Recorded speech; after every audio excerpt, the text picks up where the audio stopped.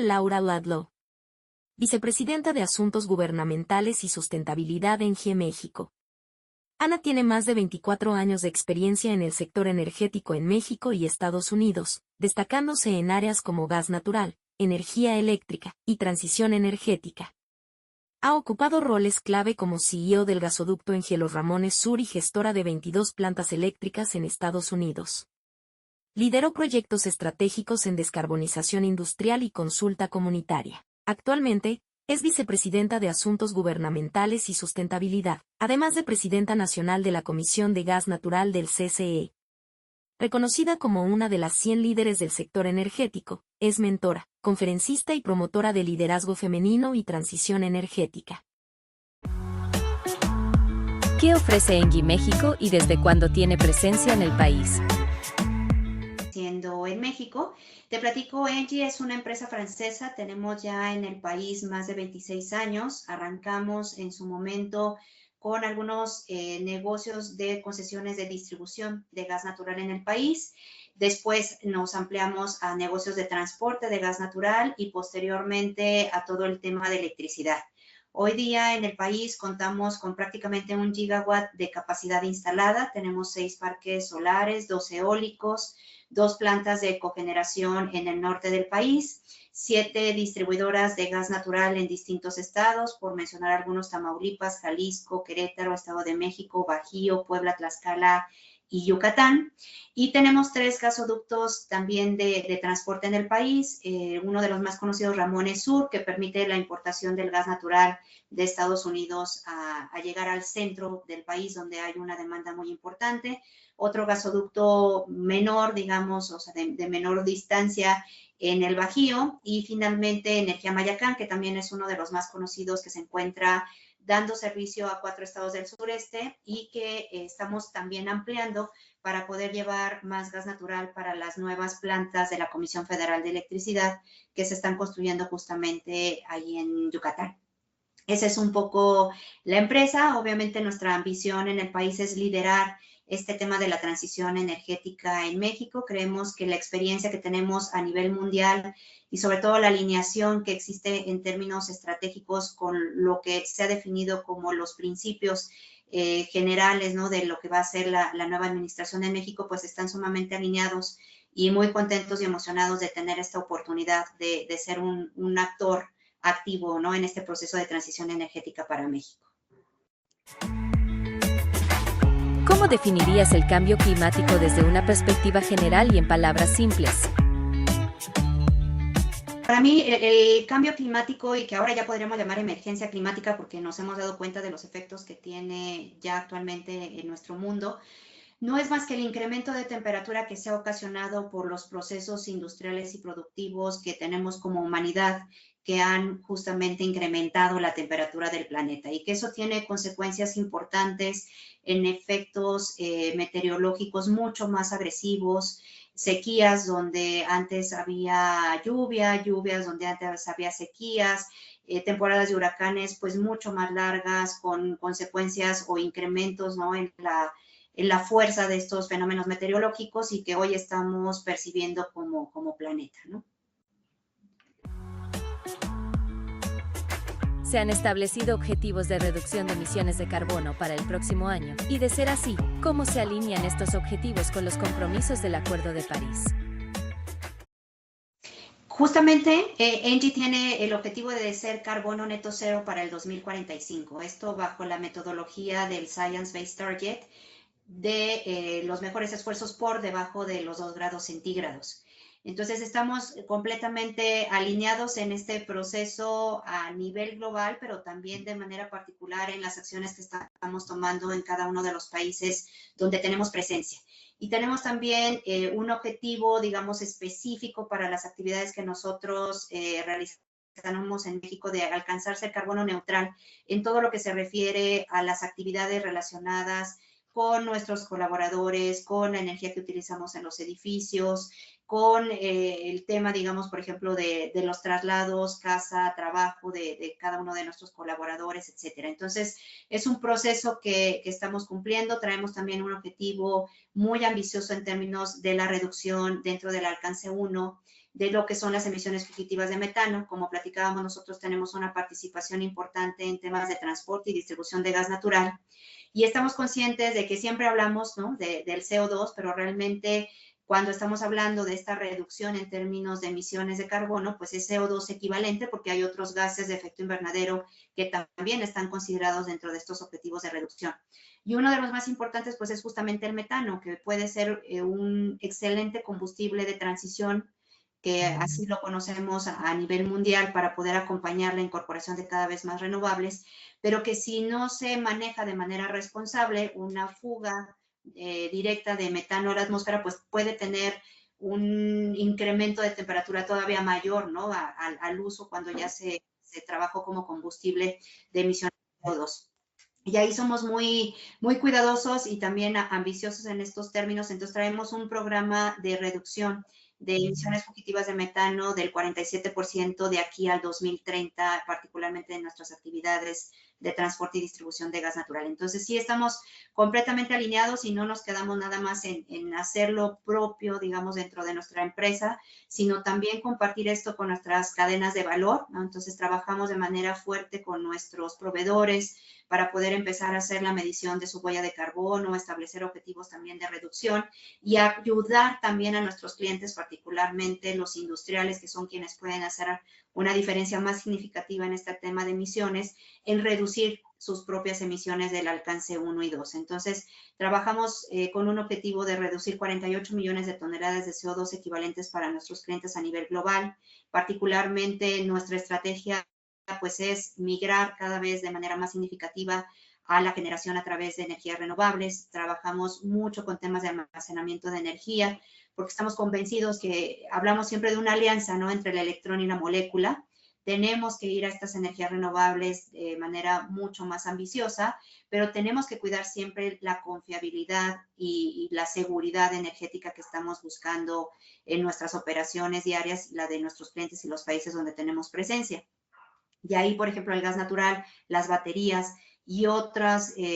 soluciones como el biometano, por ejemplo, permiten no dar esa certidumbre o esa seguridad o confiabilidad a los sistemas, pero siempre buscando, ¿no?, esa disminución de emisiones que nos ayude con el reto de no incrementar más la temperatura y bajar las emisiones que tenemos como sector energético.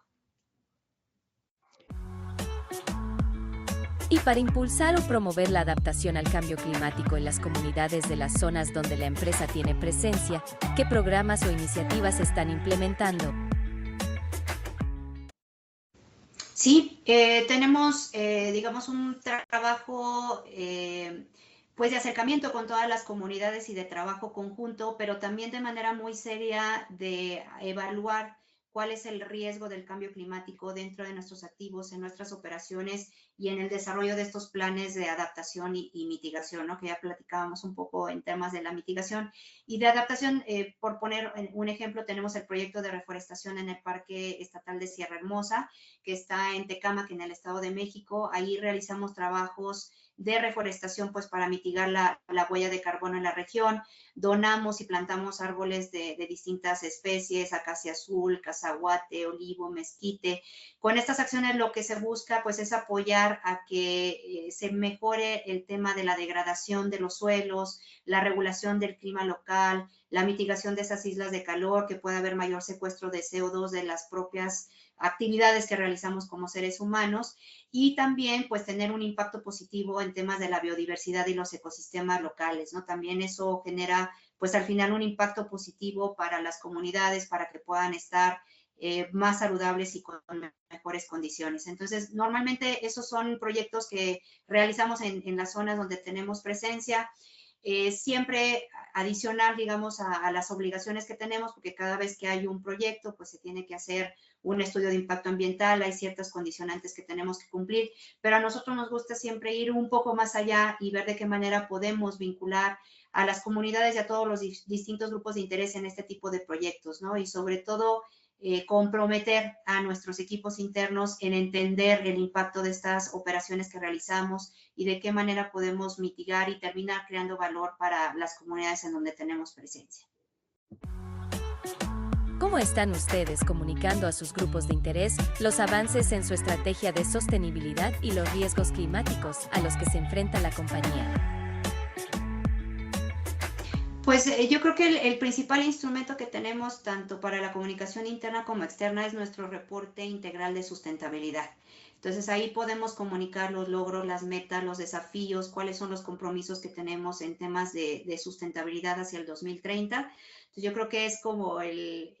informe formal oficial de las actividades, el seguimiento de esos indicadores. Estamos convencidos que para que realmente podamos apostar a hacer una diferencia, tenemos que partir de esa definición de la línea base de donde salimos y llevar esos indicadores, medirlo y demostrar si estamos cumpliendo o no estamos cumpliendo, tener este acercamiento a través del estudio de materialidad para saber si realmente lo que nosotros estamos visualizando es lo que tiene valor para nuestros grupos de interés y trabajar pues de la manera más coordinada posible. También utilizamos los distintos canales de comunicación. Nuestras redes sociales se han vuelto, yo creo que uno de los canales más importantes para poder dar difusión a lo que estamos realizando, pero también estos espacios que nos ayudan a abrir, como en el caso de SOS Climático, para platicar un poco de lo que estamos haciendo, la participación en foros, en algunas entrevistas que tenemos también con medios escritos, etcétera, nos permiten comunicar un poco lo que estamos haciendo de manera más proactiva. Entonces, agradecemos muchísimo este espacio porque también nos permite crear ese vínculo, ¿no?, de comunicación con todos nuestros grupos de interés para compartir un poco lo que estamos haciendo desde ENGIE México.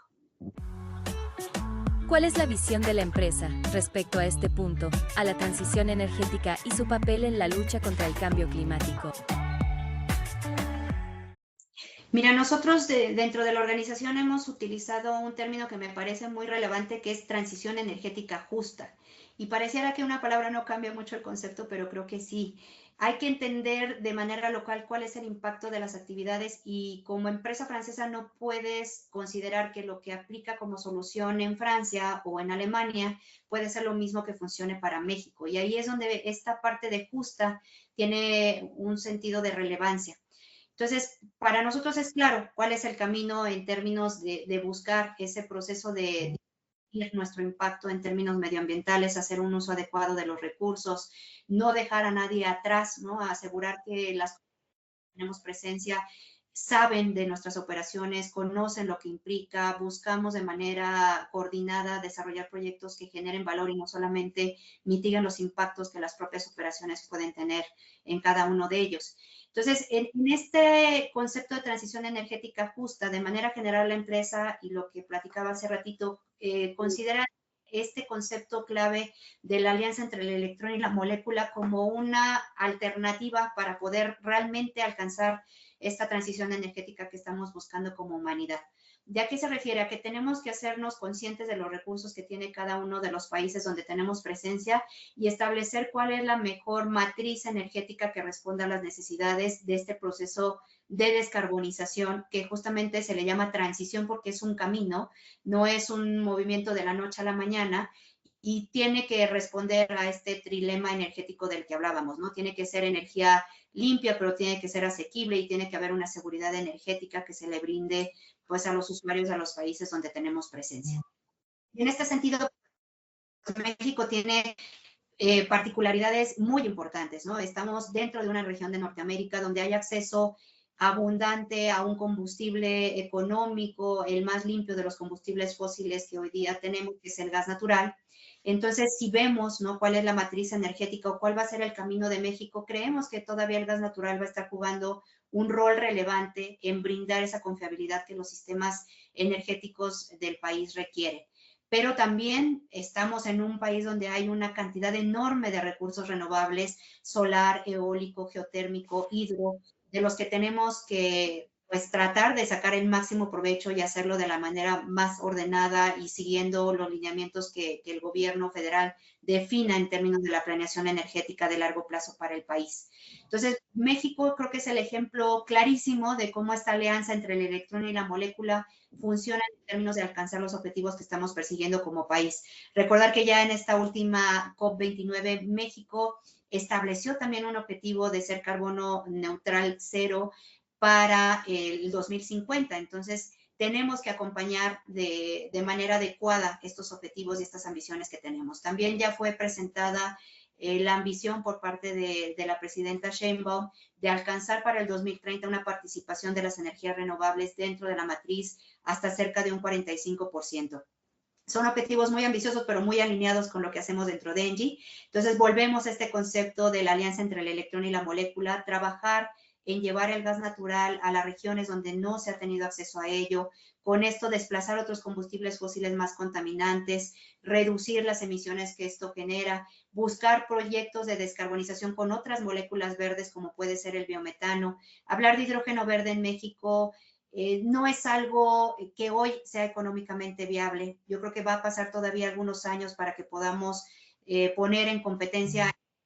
de $2 por millón de BTU con un hidrógeno verde, pero tenemos alternativas intermedias como puede ser el biometano, que es básicamente revalorizar esos residuos que hoy ya tenemos del sector agrícola, del sector industrial, del sector ganadero, de los rellenos sanitarios, de las plantas de tratamiento de aguas residuales, aprovechar ese biogás que ya hoy se genera para poder tratarlo, generar un gas natural renovable que se pueda inyectar a las redes de distribución y de esa manera ayudar a descarbonizar no solamente los procesos térmicos industriales, sino también nuestras propias operaciones de distribuir estos combustibles. Y acompañarlo con un crecimiento real, concreto de las energías renovables, que pueda también venir acompañado de almacenamiento de energía, que mitigue esa intermitencia que ha sido pues un reto importante en los últimos años, apostar a trabajar de manera coordinada en crecer las redes de transmisión eléctrica en el país para que permitan que estos renovables se puedan incorporar de manera más sencilla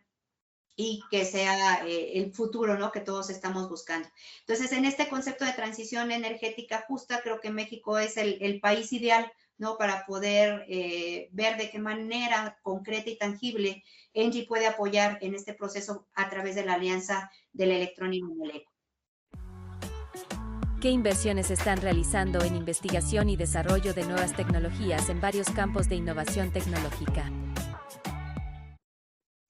Efectivamente, nuestros centros de investigación están ubicados principalmente en Francia, al ser empresa francesa y habiendo también un apoyo muy significativo por parte de todo lo que es la Unión Europea en estos temas de investigación y desarrollo, pero particularmente en Francia, por ejemplo, también se destina un porcentaje de los ingresos de los negocios regulados a aplicarlo en estos temas de investigación y desarrollo. Y ahí es donde yo creo que como México nos podemos beneficiar mucho de estas investigaciones que se están haciendo. No se hacen de manera aislada, nuestros centros de investigación trabajan muy de la mano, obviamente, con las autoridades, siguiendo los planes que hay de descarbonización y de trabajo coordinado en estos temas de cambio climático, y con la participación de mucho del sector académico, ¿no?, que está involucrado en estos procesos también.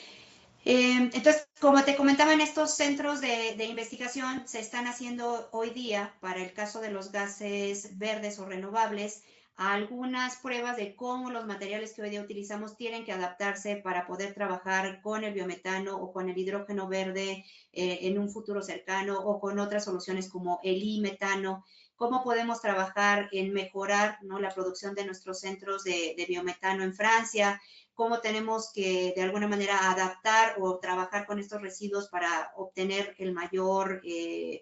proceso efectivo, ¿no?, de producción de biometano dentro de estos residuos. Entonces, realmente sí nos vemos muy beneficiados del trabajo que se hace en términos de investigación y desarrollo para todos estos temas pues relacionados directamente con el clima. De la mano de esto, pues recibimos la experiencia, ¿no?, de los países europeos que llevan también ya un avance en términos de lo que han implementado para su propia descarbonización. Creo que un tema súper relevante que a veces dejamos de lado es este concepto de eficiencia energética que nosotros también apoyamos de manera muy seria. Y cuando yo lo comento, a veces surge la duda, ¿no?, de cómo, siendo una empresa de energía, quieres que los usuarios consuman menos, pero creo que es en el sentido de esta sostenibilidad de largo plazo que estamos buscando. Entonces, siempre lo que compartimos es que no hay energía más limpia que aquella que no se genera porque no se consume. Entonces, ser conscientes de estos procesos de eficiencia energética, también compartir la experiencia que ya se ha desarrollado a nivel de la Unión Europea, por ejemplo, en esta sobriedad energética, que fue resultado de una situación geopolítica, pero que ha demostrado que cuando se hacen esfuerzos muy conscientes de los países, se genera todo el marco regulatorio que se requiere y hay un compromiso,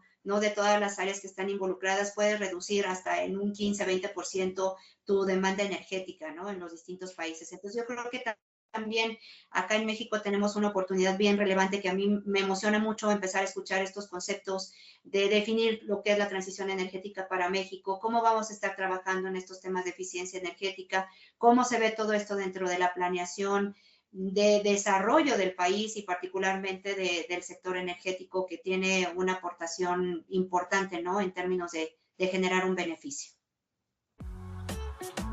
¿Cuáles son los mayores desafíos para acelerar la transición energética en México y lograr los objetivos climáticos establecidos en sus últimas contribuciones nacionales determinadas en NDCs?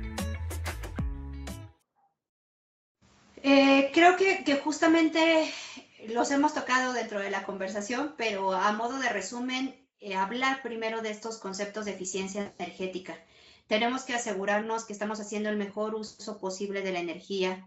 Este tema del código de red, que para México ha sido bastante complejo el aplicar,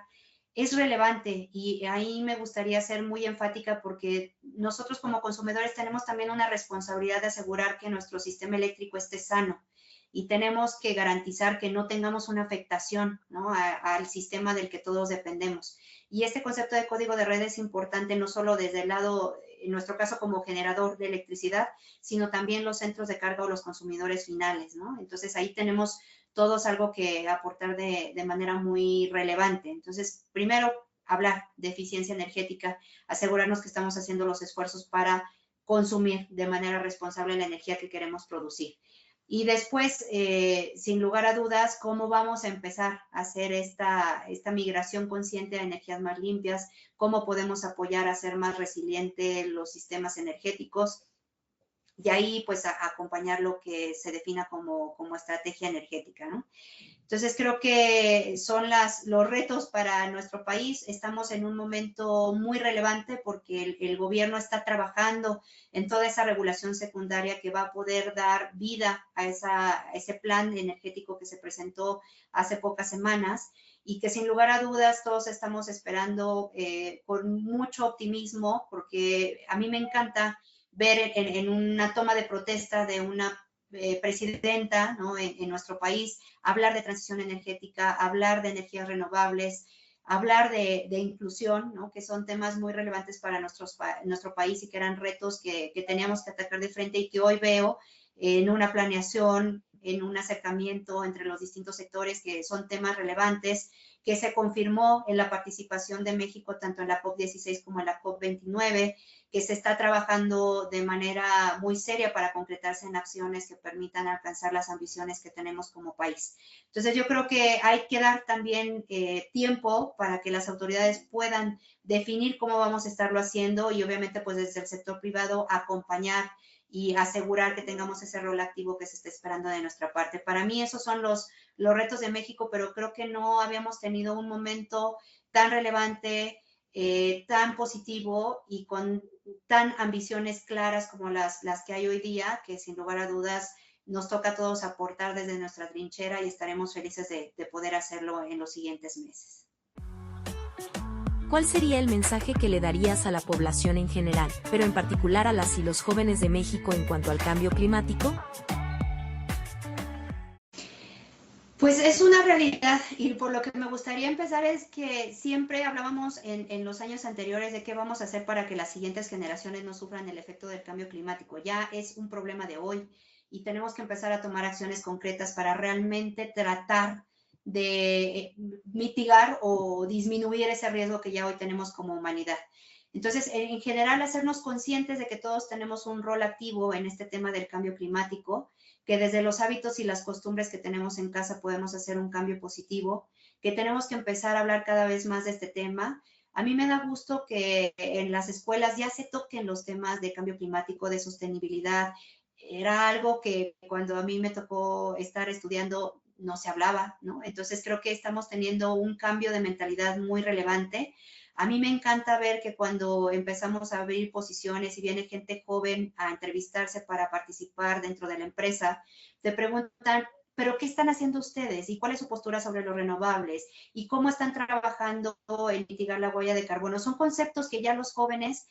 traen prácticamente incorporados y que a mí me llena de emoción porque va a ser mucho más fácil para ellos empezar a generar los cambios que a lo mejor nuestras generaciones tomaron mucho tiempo en reaccionar y en empezar a implementar. Pero es un trabajo de todos, entonces invitarlos a que sigamos hablando de estos temas, a que sigamos poniendo nuestro granito, que al final, partiendo de lo local, tiene un impacto en lo global relevante,